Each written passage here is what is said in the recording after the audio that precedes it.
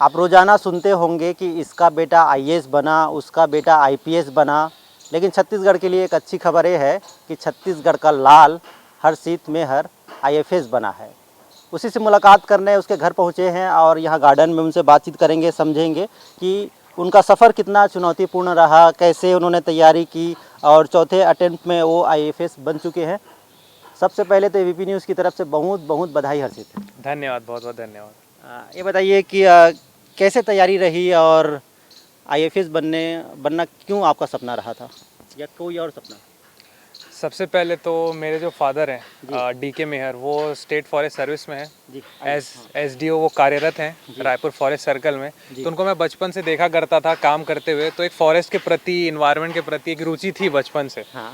और उन्होंने मुझे बताया कि सिविल सर्विस परीक्षा होती है, फॉरेस्ट सर्विस परीक्षा होती है, वो देना चाहिए।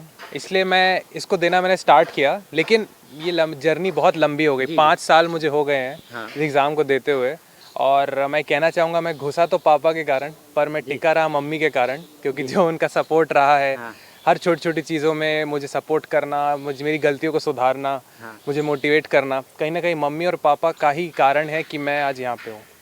ये बताइए कि आईएएस आईपीएस के बारे में हमेशा बात होती है और जो शहरों में काम करते हैं, लेकिन आईएफएस शहर में नहीं, वो जंगल में काम करते हैं। तो ये कितना आपके लिए अच्छा है या क्या, क्यों आपने ये चुना आईएफएस? पहली चीज़ तो मैं बता दूं कि आम पब्लिक को ये चीज़ समझ शायद कम आती होगी, क्योंकि आईएएस और आईपीएस उन्हें दिखते हैं। हाँ। लेकिन फॉरेस्ट और एक फॉरेस्ट सर्विस ऑफिसर के बारे में शायद आपको गांव के लोग या फिर जो हमारी जनजातियां हैं, ट्राइब्स हैं, वो ज़्यादा अच्छे से बता पाएंगे। हाँ। क्योंकि उनका रोज़ इनसे मिलना होता है। वो जानते हैं कि एक फॉरेस्ट एरिया में, जो कि हमारी कंट्री में करीब 24% एरिया फॉरेस्ट का है, बहुत बड़ा एरिया है। और उन पूरे फॉरेस्ट एरिया का जो पूरा एडमिनिस्ट्रेशन है, उसका एक आईएएस और उसका एक आईपीएस, दोनों एक आईएफएस होता है। तो इस पूरे एरिया में आपको जंगल बचाने हैं, आपको जंगल में जो आग लग रही है उसे बचाना है, जनजातियों को डेवलप करना है, वहाँ पे कोई अगर रोड्स बनाने हैं, कोई डेवलपमेंट एक्टिविटी करनी है, आपको प्लांटेशन करना है, बहुत सारा काम मुझे लगता है फॉरेस्ट सर्विस ऑफिसर्स कर रहे हैं। और आने वाले टाइम में, जैसे हम जानते हैं क्लाइमेट चेंज और ग्लोबल वार्मिंग की बातें होती हैं, तो आने वाले टाइम में फॉरेस्ट सर्विस ऑफिसर्स का जो इम्पोर्टेंस है वो और भी ज़्यादा बढ़ने वाला है। तो इस वजह से जो मेरे फादर का बैकग्राउंड है और ये जो एक जनरल रुचि है मेरी इस फील्ड में, इसलिए मैंने फॉरेस्ट सर्विस के लिए किया। आपने इंजीनियरिंग किया, इंजीनियरिंग के बाद यहाँ आइए यूपीएससी की तैयारी आपने शुरू कर दी, तो कहाँ कैसे तैयारी हुई? मैंने 2017 में मैकेनिकल इंजीनियरिंग में बीआईटी दुर्ग से ग्रेजुएशन ख़त्म किया। जी। और मेरे को पता था कि मुझे सिविल सर्विस प्रिपेयर करना है। तो मैं दिल्ली चला गया 1 साल के लिए, वहाँ मैंने कोचिंग करी और फिर मैं वापस आ गया। वापस आने का कारण ये था कि मैं समझ चुका था कि दिल्ली में रहकर सिलेक्शन नहीं होगा, क्योंकि वहाँ लाखों बच्चे पढ़ते हैं और हर किसी को एक ही गाइडेंस मिल रही है। तो एक खुद की स्ट्रैटेजी बनाना ज़रूरी था। मैं वापस आ गया, रायपुर आ गया। फिर मैं यहीं से मैंने एक लाइब्रेरी ज्वाइन करी, पंडित दीनदयाल उपाध्याय लाइब्रेरी शंकर नगर में है। वहाँ मैं जाने लगा, रोज़ 6 से 8 घंटे वहाँ बैठने लगा, लोगों से मिलता था। और जितने भी टॉपर की वीडियोस होते हैं यूट्यूब में, उन्होंने ऑनलाइन डाले हुए हैं, जैसे बहुत सारे माध्यम है, जैसे डीकेटी है, स्टडी आईक्यू है, उन सब के थ्रू मैंने अपना स्ट्रैटेजी बनाया और सोचा कि मुझे ये प्रिपेयर करना है। लेकिन मैं बता दूं कि मैंने फॉरेस्ट सर्विस का ये मेरा दूसरा प्रयास है और पहले मैं सिविल सर्विस के लिए ही प्रयास कर रहा था। लेकिन मुझे बाद में रियलाइज़ हुआ कि फॉरेस्ट सर्विस, क्योंकि मेरा बैकग्राउंड भी है और मुझे इंटरेस्ट था, तो मुझे इसको सीरियसली भी परस्यू करना चाहिए। हाँ। तो मैंने फिर 3rd अटेम्प्ट में अपना ऑप्शनल चेंज कर दिया और मैंने ऐसा ऑप्शनल लिया जिसमें दोनों एग्ज़ाम में मुझे फ़ायदा हो। और इस कारण स्वरूप इस वर्ष मेरी सिविल सर्विस में भी 376 रैंक आई और सौभाग्यवश फॉरेस्ट सर्विस में मेरी 5वीं रैंक आई। ये बताइए आपकी आपके इस जर्नी का हमने समझ लिया, लेकिन इंटरव्यू में ऐसा कुछ सवाल जवाब हुए होंगे जो आपको लगता है कि मीडिया के सामने वो बाहर आना चाहिए या आप बताना चाहें? हाँ, पहली चीज़ तो मैं बता दूं, मैंने यूपीएससी में अभी तक 3 इंटरव्यू दिए हैं। पहला इंटरव्यू, क्योंकि मेरा पहला इंटरव्यू था तो ज़्यादा मेरी प्रिपरेशन नहीं थी, उतना अच्छा नहीं गया। सेकेंड इंटरव्यू मुझे लगा बहुत अच्छा गया, पर उसमें मार्क्स उतने अच्छे नहीं मिले। तो मैं ये बोलना चाहूँगा, और ये जो फॉरेस्ट सर्विस का इंटरव्यू था, ये मेरा 3rd इंटरव्यू था यूपीएससी में। मैं ये बताना चाहूँगा कि हमारी जो प्रतिक्रिया रहती है, हमारी जो सोच रहती है इंटरव्यू के प्रति, और जो यूपीएससी बोर्ड मेंबर्स की सोच होती है, बिल्कुल अलग है। तो कई बार हमें ऐसा लगता है हमारा इंटरव्यू अच्छा नहीं गया, हमें मार्क्स नहीं मिलेंगे, लेकिन हमें वैसा नहीं सोचना चाहिए, क्योंकि वो कुछ क्वालिटीज़ जज कर रहे होते हैं हम में और हमें वो नहीं पता होते। कई बार वो हमें स्ट्रेस सिचुएशन में भी डालते हैं कि देखने के लिए कि इसका कैरेक्टर अच्छा है कि नहीं, इंटीग्रिटी है कि नहीं, एथिकल है कि नहीं। तो उन सब चीज़ों में अगर आप फर्म रहते हैं अपने स्टैंड पे तो आप ज़रूर कामयाब होंगे। मैं बताना चाहूँगा जो मेरा तीसरा यूपीएससी का इंटरव्यू था, जो कि फॉरेस्ट का इंटरव्यू था, जो पहला इंटरव्यू था फॉरेस्ट का, उसमें मैंने आते ही क्योंकि शाम हो रही थी, 4:30 बज चुके थे, तो मुझे पता नहीं था कि 5 बजे हैं कि नहीं। हाँ। घड़ी वहाँ होती नहीं है, तो मैं समझ नहीं आया कि गुड आफ्टरनून बोलूँ या गुड इवनिंग। तो मैं घुसते ही मैंने बोला गुड आफ्टरनून और फिर गुड इवनिंग भी निकल गया। तो जो चेयरपर्सन थी मैम सत्यवती मैम, उन्होंने बोला you are already confused, it is evening, good evening, sit down. तो एक नॉर्मल स्टूडेंट जो है वो थोड़ा सा डिमोटिवेट हो जाएगा कि यार पहले ही मैंने गलती कर दी थी बेसिक चीज़ पे। हाँ। पर कहीं ना कहीं मुझे पता था कि क्योंकि मेरा तीसरा इंटरव्यू था, मैं समझ चुका था इन सब चीज़ों से फ़र्क नहीं पड़ता। और इसके बाद 1-2 क्वेश्चंस और आए जिसमें उन्होंने मुझे स्ट्रेस में डाला।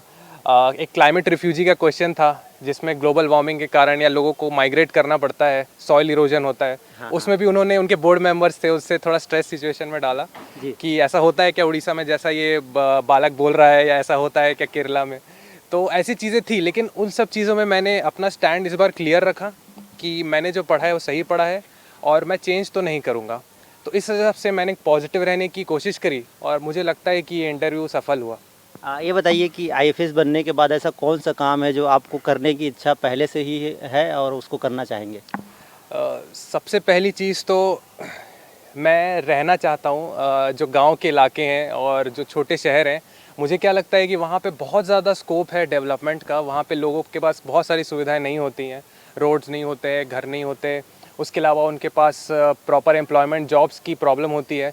तो सबसे पहले तो हमारा काम होना चाहिए एज फॉरेस्ट सर्विस, जो मुझे लगता है कि जो मैंने पापा से सीखा है कि सबसे पहले तो गवर्नमेंट की जो स्कीम्स हैं उनको आप पूरी सच्चाई से आप उन्हें इम्प्लीमेंट करिए, ग्राउंड पे इन्फोर्स करिए।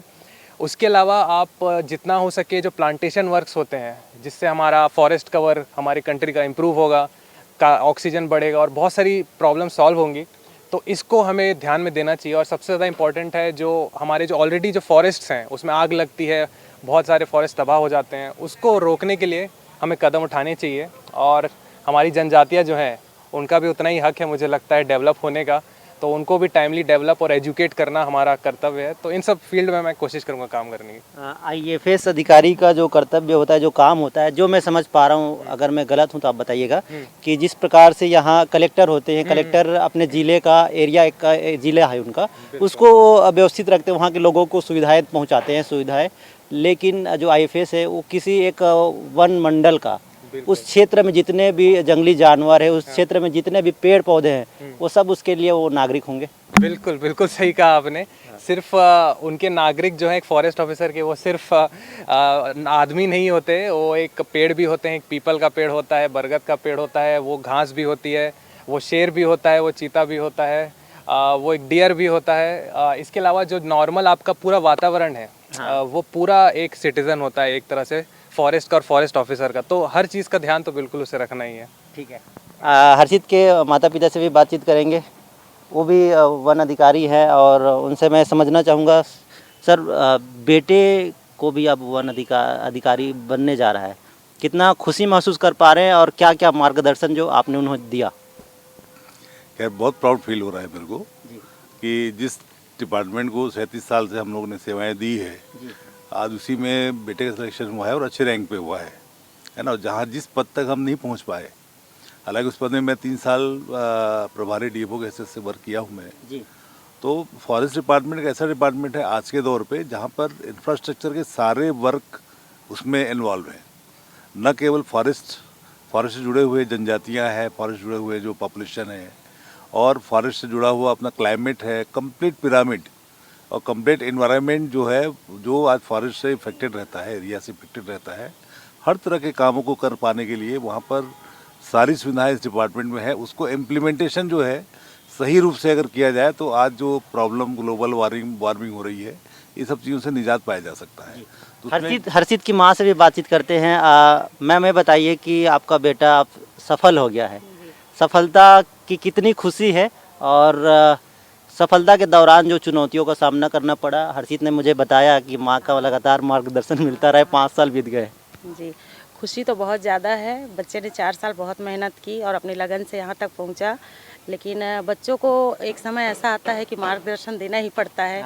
जैसे 2 इस अटेम्प्ट में इसने प्रीलिम्स भी नहीं क्लियर किया तो बहुत निराश था, तो हमने उसको मोटिवेट किया एज ए पेरेंट कि नहीं बेटा तुम कर सकते हो, करो, तुम आगे जाओगे, तुम में काबिलियत है। हमने उसको मोटिवेट किया और उसने किया और करके भी दिखाया।